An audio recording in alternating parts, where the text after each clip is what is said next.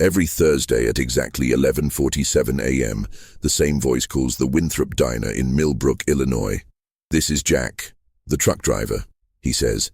"I'll take my usual black coffee, apple pie, and a ham sandwich." The order is always ready, waiting on the counter. But Jack Morrison has been missing for 3 years, his truck found abandoned in a snowbank during the worst blizzard in the county's history. The voice on the phone sounds exactly like him. Same gravelly tone, same nervous clearing of the throat before he speaks. Eleanor Winthrop takes the call every week, her hands trembling as she writes down an order that no one will ever pick up. Before we dive into the chilling mystery that has haunted the Winthrop family and the entire town of Millbrook, if you're fascinated by unexplained mysteries that blur the line between reality and the impossible, make sure to subscribe to our channel and hit that notification bell. We bring you the darkest secrets and most puzzling cases that official records prefer to forget.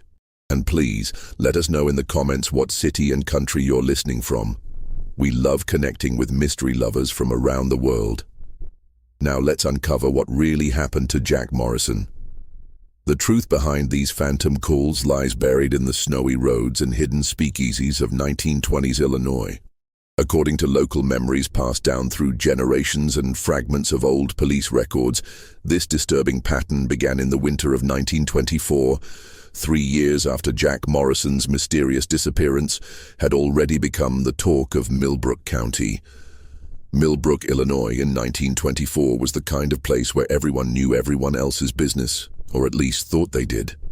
Nestled between Chicago and Springfield, this farming community of barely 800 souls had weathered the Great War and was now struggling through the harsh realities of Prohibition. The main strip consisted of a hardware store, a post office, Murphy's General Store, and the Winthrop Diner, a modest establishment that had served as the town's unofficial meeting place since Eleanor's father-in-law opened it in 1902. The diner occupied a corner building with large windows that looked out onto Route 66, which brought a steady stream of travelers, salesmen, and truck drivers through town. Eleanor Winthrop, a soft-spoken woman of 32 with prematurely graying hair and worry lines around her green eyes, had inherited the business when she married Harold Winthrop in 1919. She took pride in knowing her regular customers' orders by heart and keeping the coffee pot perpetually full. Harold Winthrop was a different sort of man entirely. Tall and broad-shouldered with calculating blue eyes, he had returned from the war with a limp in his left leg and a restlessness that seemed to grow stronger each year. While Eleanor managed the day-to-day operations of the diner, Harold handled the business side of things, purchasing supplies, managing deliveries, and maintaining relationships with their various vendors. The townspeople respected him, though some whispered that he'd become harder, more secretive since his return from France. The winter of 1921 had been particularly brutal, with temperatures dropping to 20 below zero and snowfall that broke records dating back to the 1880s. It was during the worst blizzard of that season that Jack Morrison, a regular customer who drove freight between Chicago and St. Louis, simply vanished. His truck, a 1920 Diamond T loaded with what the manifest listed as agricultural equipment, was found 3 days later, half buried in a snowdrift 12 miles outside of town. The cargo bay was empty, the doors hanging open like broken wings. Jack's personal belongings were still in the cab. His thermos, still warm with coffee, his leather driving gloves, and a photograph of a woman the townspeople assumed was his sweetheart, though no one had ever met her. Sheriff William Crawford, a methodical man who'd held the position for nearly 2 decades, organized search parties that combed every farm, barn, and outbuilding within a 20-mile radius. They found no trace of Jack Morrison. The official report concluded that he had likely wandered into the storm seeking help and succumbed to exposure, his body lost somewhere in the vast cornfields that surrounded Millbrook. The case was filed away, and life moved on as it always did in small towns, slowly, quietly, with an undercurrent of unresolved questions. The first call came on a Thursday morning in February 1924. Eleanor was wiping down the counter, preparing for the lunch rush, when the telephone's sharp ring cut through the quiet hum of conversation from the diner's 4 occupied booths. She lifted the heavy black receiver, expecting to hear from one of her suppliers or perhaps a customer calling in an order. "Winthrop Diner, this is Eleanor," she said in her practiced, cheerful tone. The voice that responded made her blood freeze in her veins. "Hey there, Eleanor. This is Jack, the truck driver. I'll take my usual black coffee, apple pie, and a ham sandwich. Make sure the coffee's real hot, will you? It's cold as hell out here." Eleanor's grip on the receiver tightened until her knuckles went white. The voice was unmistakably Jack Morrison's, that distinctive, gravelly quality from years of shouting over engine noise, the slight Chicago accent that marked him as a city boy, despite his years on the rural routes. Even that nervous little cough he always made before ordering. "Jack," she whispered, her voice barely audible. "Yeah, that's right. Same as always, sweetheart. I'll be by to pick it up in about an hour."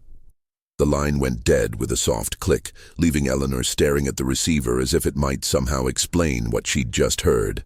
Around her, the diner continued its normal rhythm.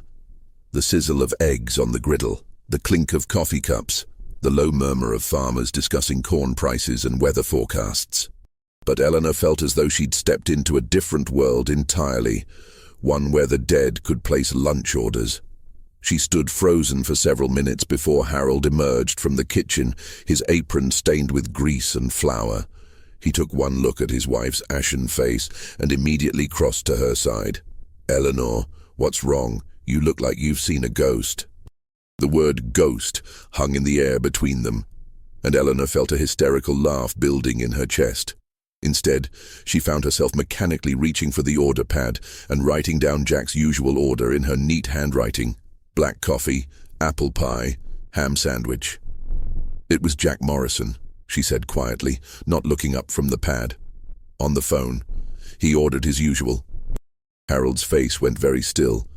For a moment, the only sound was the distant rumble of a truck passing on Route 66. Then he reached out and gently took the order pad from his wife's trembling hands. "Eleanor, honey, Jack Morrison is dead. You know that. It's been 3 years." "I know what I heard, Harold." It was his voice. Exactly his voice. Harold studied his wife's face, noting the genuine terror in her eyes, the way her hands shook as she reached for her coffee cup. He'd seen that look before, during his worst nights after the war, when the memories became too vivid to bear. "Maybe it was someone playing a cruel joke," he suggested. "Some of the boys from Murphy's store, perhaps. You know how they like their pranks." But even as he said it, Harold knew it wasn't true. The young men who gathered at Murphy's general store were capable of juvenile mischief, but they weren't accomplished enough actors to perfectly mimic a dead man's voice, complete with his speech patterns and mannerisms. Besides, Jack Morrison had been well liked in the community. No one would mock his memory with such a tasteless prank. Eleanor prepared the order anyway, her movements automatic from years of routine. She set the plate with the ham sandwich and apple pie on the counter, filled a coffee cup with the dark, bitter brew that Jack had always preferred, and waited. The hour stretched endlessly, marked by the steady tick of the wall clock and the gradual cooling of the untouched food. Jack Morrison never came to collect his order. The weeks that followed the first mysterious call were marked by a tension that seemed to seep into every corner of the Winthrop diner. Eleanor found herself jumping at every ring of the telephone, her heart racing until she determined that the caller was a legitimate customer or supplier.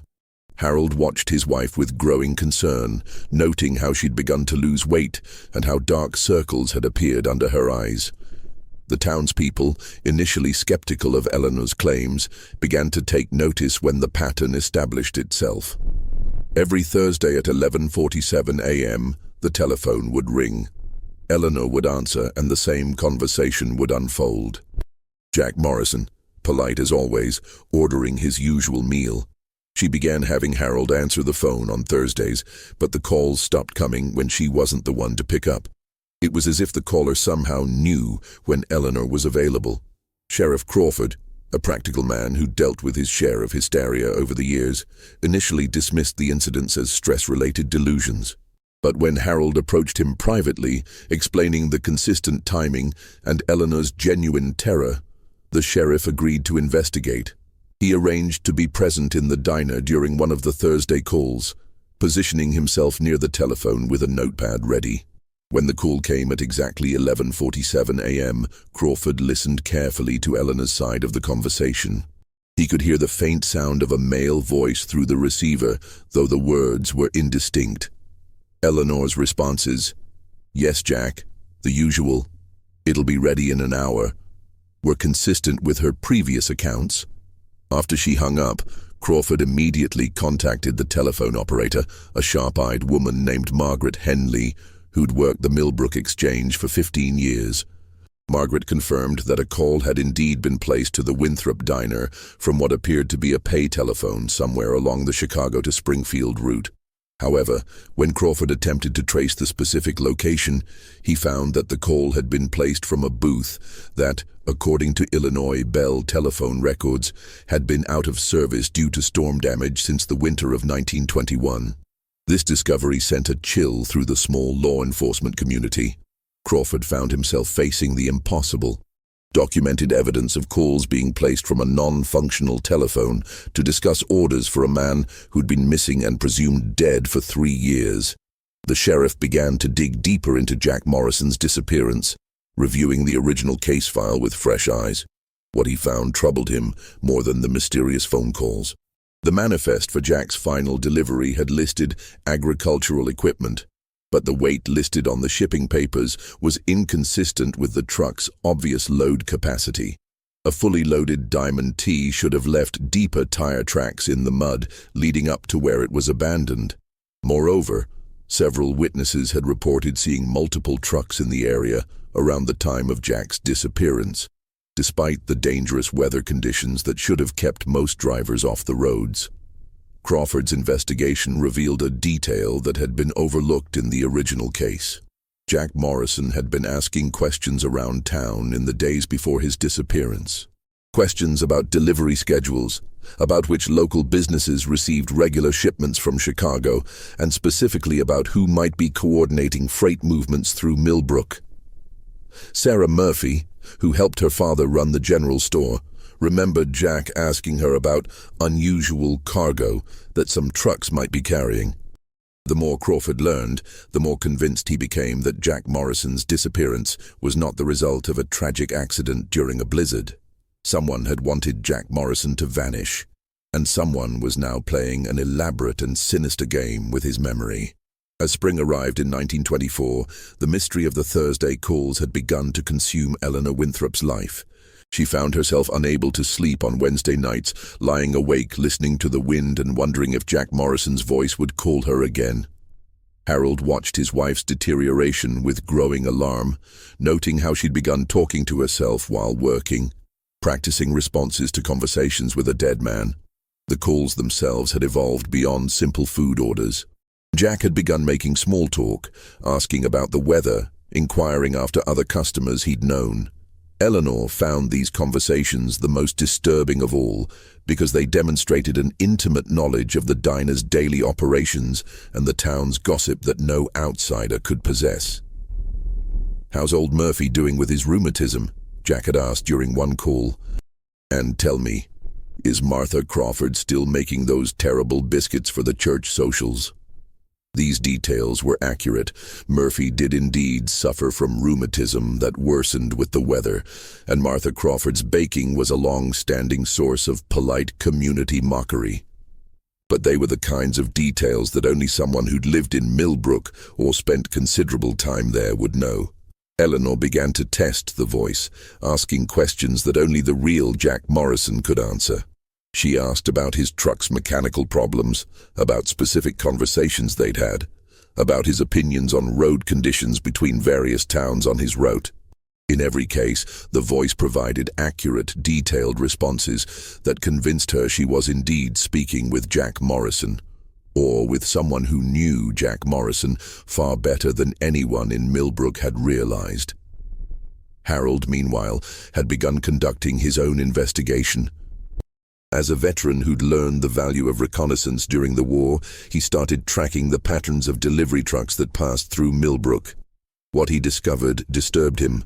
There was significantly more freight traffic moving through their small town than could be justified by the local economy. Trucks arrived at odd hours, often late at night or very early in the morning, and their drivers were unfamiliar faces who seemed nervous and unwilling to make conversation. More troubling still, Harold noticed that several local businesses, including Murphy's General Store, Patterson's Hardware, and even Doc Miller's medical practice, were receiving deliveries that seemed inconsistent with their typical inventory needs. Large, heavy crates that arrived under cover of darkness and disappeared into back rooms and storage areas that were kept carefully locked.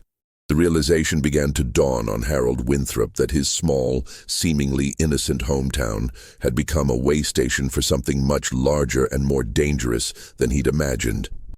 The timing of Jack Morrison's disappearance during the height of prohibition enforcement efforts suggested that the missing truck driver might have stumbled onto an operation that someone was willing to kill to protect. But if Jack was dead, who was calling his wife every Thursday? And why did the caller know so much about Jack's life, his roots, his relationships with the people of Millbrook? Harold found himself confronting a possibility that chilled him more than any battlefield memory. That someone in their trusted community had been involved in Jack Morrison's disappearance and was now engaged in a psychological torture designed to keep Eleanor too frightened and confused to ask the right questions. The web of deception that Harold was beginning to uncover had roots that reached deeper into Millbrook society than he'd ever imagined possible. By late spring of 1924, the Thursday phone calls had become a source of town-wide fascination and fear. Eleanor had stopped trying to convince people that she wasn't losing her mind. Instead, she simply endured the calls, taking Jack's order with mechanical precision and preparing food that would never be claimed. The uncollected meals had become a ritual of their own. Harold would quietly dispose of them each Thursday evening, saying nothing as he scraped the untouched ham sandwich and cold coffee into the waste bin behind the diner. The psychological toll on Eleanor was becoming impossible to ignore. She'd lost nearly 20 pounds. Her once cheerful demeanor had been replaced by nervous vigilance, and she'd begun to flinch at sudden noises. Dr. Miller, the town's physician, had prescribed laudanum for her nerves, but Harold worried that medication was only masking the deeper trauma his wife was experiencing. It was during this period that Harold made a discovery that changed everything he thought he knew about Jack Morrison's disappearance. While cleaning out the diner's storage room, he found a small notebook wedged behind a loose board in the wall. The notebook was filled with Jack's distinctive handwriting, documenting what appeared to be a careful investigation into illegal alcohol distribution throughout central Illinois.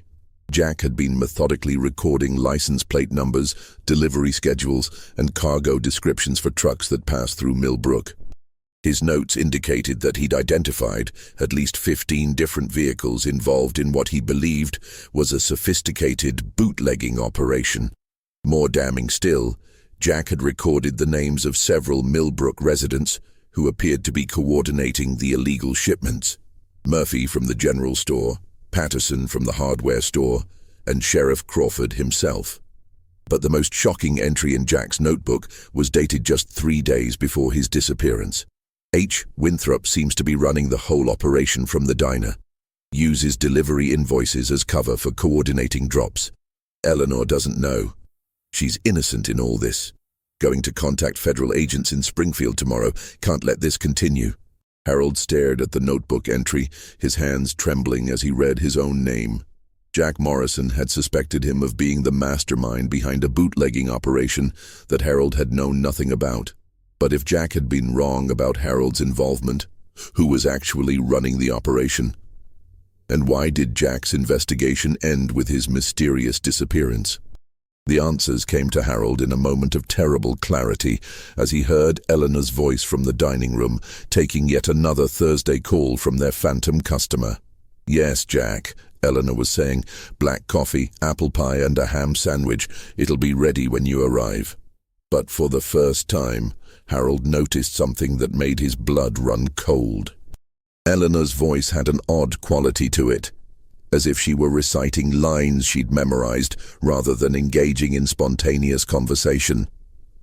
And when he listened more carefully, he realized he couldn't hear the voice on the other end of the line, the voice that Eleanor claimed belonged to Jack Morrison. Harold crept closer to the telephone, positioning himself where he could observe Eleanor without being seen. What he witnessed in the next few minutes shattered his understanding of everything that had been happening over the past several months. Eleanor was holding the telephone receiver to her ear, but the line was completely silent. There was no caller on the other end. Eleanor was having a conversation with no one, carefully maintaining the illusion of Jack Morrison's weekly calls while slowly descending into a madness that Harold now realized he himself had caused. The truth hit Harold Winthrop like a physical blow, leaving him gasping and shaking as he watched his wife continue her imaginary conversation with a dead man. Eleanor wasn't receiving calls from Jack Morrison's ghost. She was creating them herself, her mind fracturing under the weight of a secret that Harold now understood with crystal clarity. He was the one making the calls, not consciously, not deliberately, but through a complex web of guilt, trauma, and psychological manipulation that had begun 3 years earlier on that snowy night when everything had gone wrong. Harold's war-damaged mind had buried the memory so deeply that he'd genuinely forgotten his role in Jack Morrison's death. But his subconscious guilt had manifested itself in the cruelest possible way, by tormenting his innocent wife with phantom reminders of the man he'd killed. The memories came flooding back with devastating force. Harold had indeed been running a bootlegging operation, using the diner as a coordination point for illegal alcohol shipments between Chicago and Springfield. Eleanor had been completely unaware of her husband's criminal activities, believing that the extra income came from his improved business relationships with their suppliers. Jack Morrison had discovered the operation just as his notebook indicated, but instead of contacting federal agents as he'd planned, Jack had made the fatal mistake of confronting Harold directly.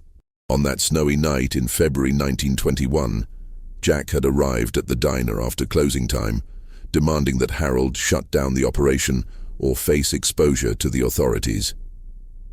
The confrontation had escalated quickly. Jack, a smaller man despite his tough reputation, had been no match for Harold's war-trained combat skills and barely controlled rage. Harold's damaged psyche, still processing the horrors he'd witnessed in France, had snapped completely. When the violence was over, Jack Morrison lay dead on the diner's kitchen floor, his skull crushed by a heavy cast-iron skillet. Harold had disposed of the body with military efficiency, loading Jack's corpse into the victim's own truck and driving it 12 miles outside of town. He'd arranged the scene to look like Jack had abandoned the truck during the blizzard and wandered off into the storm. The cargo, cases of illegal whiskey that Jack had been investigating, had been redistributed through Harold's network before dawn. But the psychological trauma of murder had been too much for Harold's already fragile mind to process.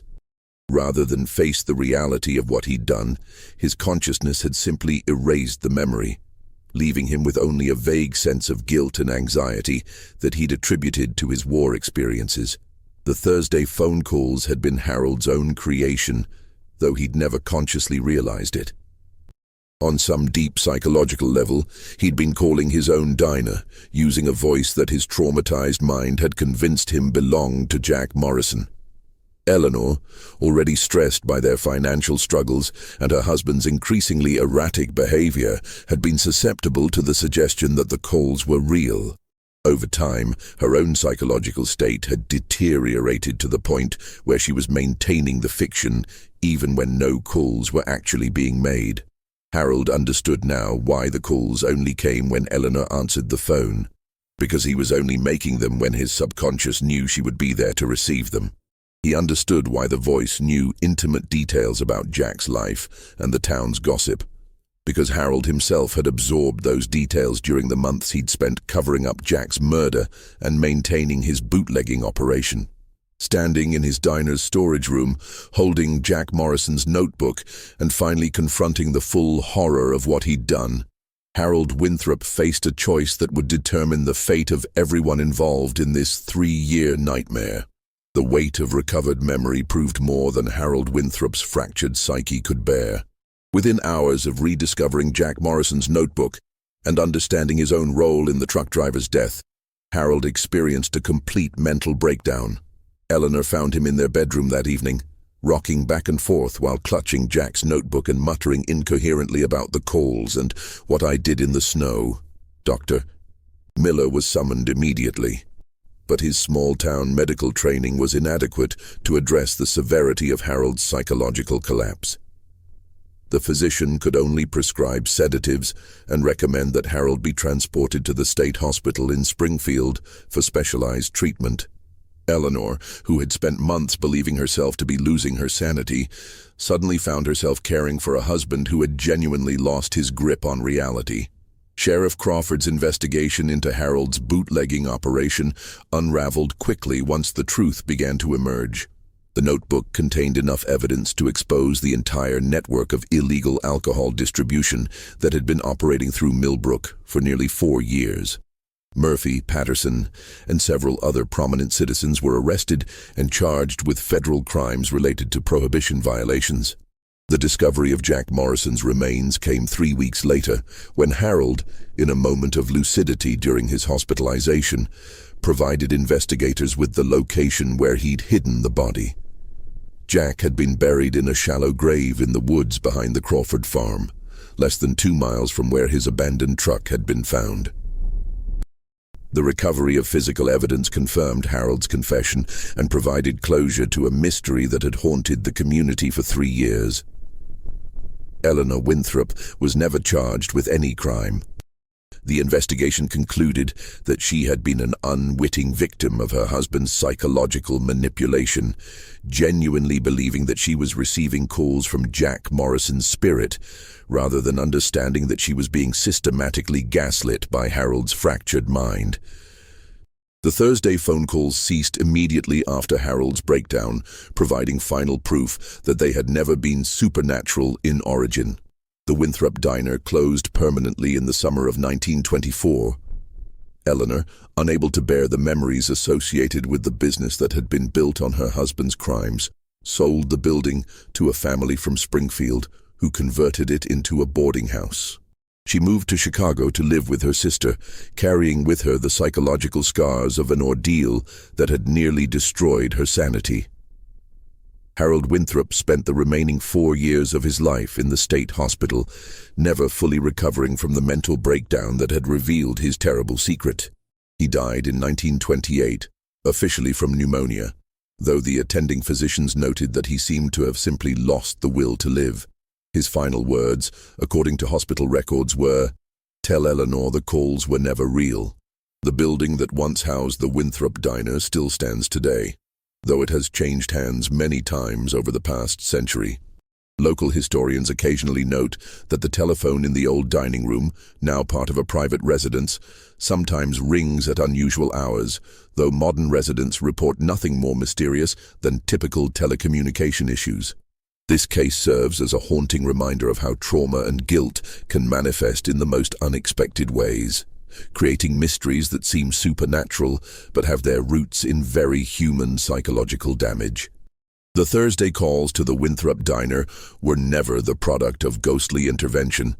They were the desperate attempts of a broken mind to process an unbearable secret, projected onto an innocent woman who paid the price for her husband's crimes and psychological collapse. What happened in that small Illinois diner reveals the devastating power of buried guilt to create its own form of haunting, more terrible than any ghost story because it springs from the darkest corners of the human psyche. Eleanor Winthrop's 3-year ordeal reminds us that sometimes the most frightening mysteries are the ones we create for ourselves, and that the dead can torment the living most effectively when filtered through a conscience that refuses to accept the truth. If you're still listening to this story, it means you've made it through one of the most psychologically disturbing cases we've ever covered. The mystery of the Winthrop diner shows us that reality can be far more terrifying than any supernatural explanation, and that the human mind's capacity for self-deception knows no bounds. What do you think about Harold's psychological breakdown and the way guilt manifested itself through those phantom phone calls? Could you have detected the truth if you'd been in Eleanor's situation? Share your thoughts in the comments below. If you enjoyed this deep dive into one of Illinois' most haunting unsolved mysteries, make sure to subscribe to our channel, hit the notification bell, and share this video with someone who appreciates the darker side of human psychology. Until next time, remember that sometimes the most convincing ghost stories are the ones created by the living. See you in the next video.